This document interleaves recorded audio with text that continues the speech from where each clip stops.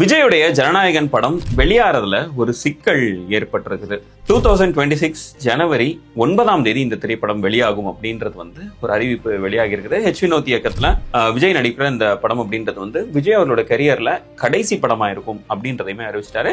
அதுக்கப்புறம் முழு நேர அரசியல்வாதியா நான் மாற போறேன் அப்படின்றதையுமே அவர் அறிவிச்சிருந்த இந்த நிலையில இந்த படத்தின் மீதான எதிர்பார்ப்பு இருக்கு. இது ஒரு பெரிய லாங் வீக்கெண்ட் அப்படின்னு மாதிரி நம்ம சொல்லலாம். 9 ரிலீஸ் ஆகுது, அடுத்து ஒரு 1 வீக்ல பொங்கலும் வருது அப்படின்னும் போது இந்த ரன் இன்னும் கொஞ்சம் எக்ஸ்டெண்ட் ஆகும் அப்படின்ற ஒரு நம்பிக்கையில ஜனவரி 9 இந்த திரைப்படம் ரிலீஸ் ஆகும் அப்படின்ற ஒரு அறிவிப்பை அந்த படக்குழு வெளியிட்டிருந்தாங்க. இப்படி இருக்க அதை தொடர்ந்து ஜனவரி 14 பராசக்தி அப்படின்ற தன்னோட படத்தை வெளியிடுறாரு சிவகார்த்திகேயன் அண்ட் சுதா கங்கரா.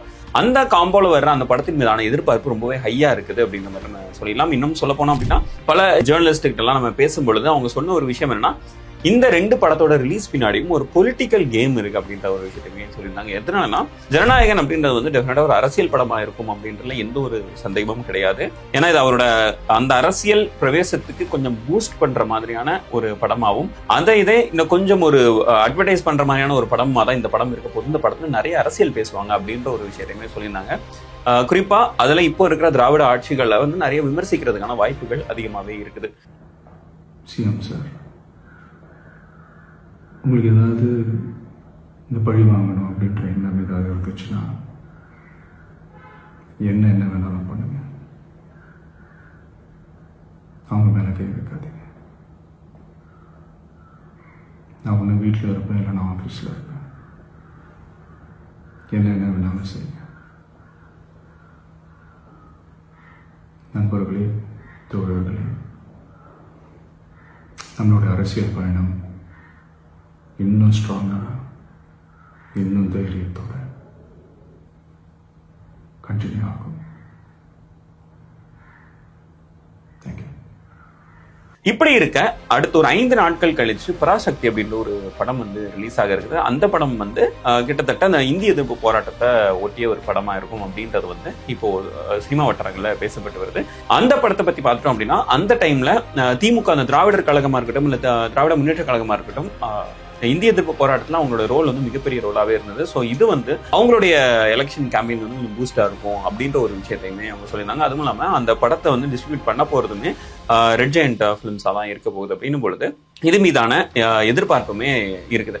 இப்படி தமிழ் நாட்டுக்குள்ள இந்த மாதிரியான ஒரு பிரச்சனை போயிட்டு இருக்கும் பொழுது ஆந்திரால இன்னொரு சிக்கல் ஏற்பட்டிருக்கு. என்னன்னா, ராஜா சாப் அப்படின்ற ஒரு திரைப்படம், பிரபாஸ் இன்னும் சொல்ல போனோம் அப்படின்னா இப்போதைக்கு இந்தியா லெவல்ல அதிக மார்க்கெட்டபிள் ஆக்டர் அப்படின்னு பார்த்துட்டோம் அப்படின்னா அது பிரபாஸா தான் இருக்கிறாரு. அவர் நடிக்கிற படங்கள் எல்லாமே தொடர்ந்து ஒரு மிகப்பெரிய படங்களாவே இருக்குது. இன்னும் சொல்ல போனோம் அப்படின்னா அவர் நடிச்சாலே அது பேன் இண்டியா ஹிட் அப்படின்ற ரேஞ்சில் இப்போ பிரபாஸோடைய மார்க்கெட் ஒரு மிகப்பெரிய மார்க்கெட்டாவே இருந்து வருது. இப்படி இருக்க ராஜா சாபோடைய ரிலீஸ் டேட்டுமே இப்போ அனௌன்ஸ் பண்ணியிருக்காங்க. ஜனவரி 9, 2026 ஜனநாயகன் ரிலீஸ் ஆகிற அதே நாள்ல ரிலீஸ் ஆகும் அப்படின்ற ஒரு விஷயத்தையுமே அவங்க அனௌன்ஸ் பண்ணியிருக்காங்க.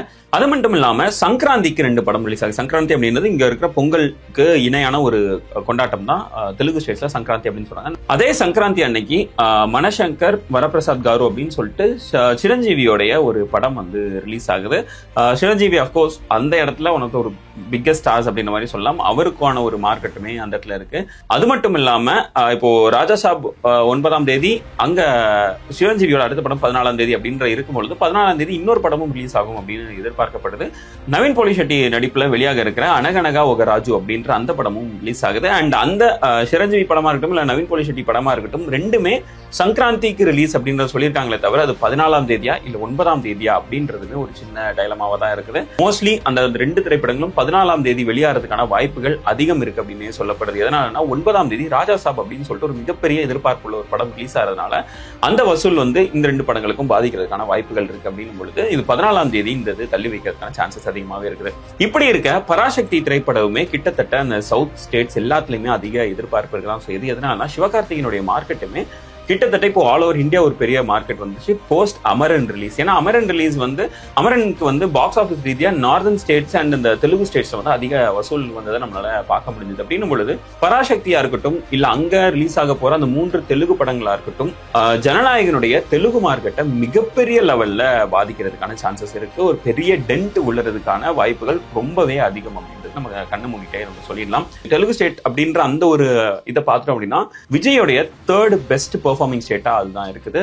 First Tamil Nadu, Kerala and Telugu states அப்படின்ற மாதிரி சொல்லலாம், ஆந்திரா அண்ட் தெலுங்கானா அப்படின்ற மாதிரி சொல்லலாம். குறிப்பா நம்ம எக்ஸாம்பிளுக்கு எடுத்துக்கிட்டோம் அப்படின்னா விஜய் அவர்களுடைய பிக்கெஸ்ட் திரைப்படமான, அதாவது பாக்ஸ் ஆஃபீஸ் ரீதியா பிக்கெஸ்ட் திரைப்படமான லியோ திரைப்படத்தை எடுத்துக்கலாம். அது தமிழ்நாட்டில் ஒரு மிகப்பெரிய வசூல சாதனை படைச்சது. கேரளால பாத்துட்டோம்னா கிட்டத்தட்ட 60 கோடிக்கு மேல அதோட வசூல் இருந்தது. அதே மாதிரி தெலுங்கு ஸ்டேட்ஸ் நம்ம பாத்துட்டோம்னா 50 கோடி வரைக்குமே அந்த திரைப்படத்துடைய வசூல் அப்படின்றது இருந்தது, நம்மளால பார்க்க முடிஞ்சது. அப்படி இருக்கும் பொழுது இந்த 50 கோடி அப்படின்றது ஒரு மிகப்பெரிய ஃபால சந்திக்கிறதுக்கான சான்சஸ் இருக்கு. கோட் திரைப்படமே அந்த ஒரு பெர்ஃபார்மன்ஸ் அவங்க கொடுக்கல அப்படின்றதுதான் உண்மையாகவும் இருக்குது. இன்னும் சொல்ல போனோம் அப்படின்னா கோட் திரைப்படம் ரிலீஸ் ஆகும்போது தெலுங்கு ஸ்டேட்ஸ்ல இந்த அளவுக்கு ஒரு பிக் ரிலீஸ் வந்து எதுவுமே பெருசா இல்ல. அட் சேம் டைம் தமிழ்நாட்டில் உள்ள தமிழ் படங்களுமே அந்த அளவுக்கு பெரிய ரிலீஸ் இல்லை அப்படின்றதுதான் நிதர்சனமாகவும் இருக்குது. இப்படி இருக்கையில இத்தனை பெரிய படங்களுக்கு நடுவுல ஜனநாயகன் திரைப்படம் ரிலீஸ் ஆகுது. Of course Jananayagan in itself is a big movie அப்படின்றத நம்ம ஒத்துக்கிட்டு தான் ஆகணும். பட் இருந்தாலும் தெலுங்கு ஸ்டேட்ஸ்ல அப்படின்றது வந்து இது ஒரு பெரிய டென்ட்டை கிரியேட் பண்றதுக்கான சான்சஸ் அதிகமா இருக்கு. கன்சிடரிங் அங்க இருக்கிற ஆக்டர்ஸ் யாரெல்லாம் பார்த்துட்டோம் அப்படின்னா இங்க பிரபாஸ் ஒரு சைட்ல இருக்கிறாரு, சிரஞ்சீவி ஒரு சைட்ல இருக்கிறாரு அண்ட் நவீன் போலி ஷெட்டி. 3 பேருக்கும் மார்க்கெட் ரொம்பவே பெருசு. இன்னும் சொல்ல போனோம்னா பிரபாஸ் வந்து ரொம்ப ஒரு ஹியூஜ் மார்க்கெட் அப்படின்னு சொல்லிடலாம். சிரஞ்சீவி அந்த அதர் ஹேண்ட் அவருக்குமே பெரிய மார்க்கெட் இருக்கு. நவீன் போலி ஷெட்டிக்கு அப்படின்னு சொல்லிட்டு அவருக்கான மார்க்கெட்டுமே இருக்குது. அதுவும் இல்லாம இங்கிருந்து சிவகார்த்திகேயனுடைய படம் பராசக்தி தெலுங்குல ரிலீஸ் ஆகிறதே நம்மளால பார்க்க முடியுது. அப்படின்னு பொழுது இந்த 4 பேருக்கு மத்தியில ஜனநாயகன் என்ன ஆகும் அப்படின்றதுதான் ஒரு மிகப்பெரிய கொஸ்டின் மார்க்காகவும் இருக்குது. ஜனநாயகன் பொறுத்தளவுல விஜய் ரசிகர்களுக்கு எந்தெந்த மாதிரியான எக்ஸ்பெக்டேஷன் இருக்கு அப்படின்றத பார்த்துடலாம். இப்போ ஒரு பெரிய கிளாரிட்டி கிடைச்சிருக்கு அப்படின்னு மாதிரி நம்ம சொல்லலாம். இது கோட் மாதிரியோ லியோ மாதிரியோ மாஸ்டர் மாதிரியோ ரீசெண்ட் டைம்ஸ்ல விஜய் அவர்களுடைய படத்துல இருந்த அந்த கமர்ஷியல் எலிமெண்ட் வந்து இந்த படத்துல இருக்காது அப்படின்றது வந்து எல்லாருமான ஒரு எக்ஸ்பெக்டேஷனா இருக்கு. எதனாலனா இது வந்து டெஃபினட்டா ஒரு பொலிட்டிக்கல் மூவியா இருக்க போகுது அப்படின்ற ஒரு விஷயமும் இருக்கு.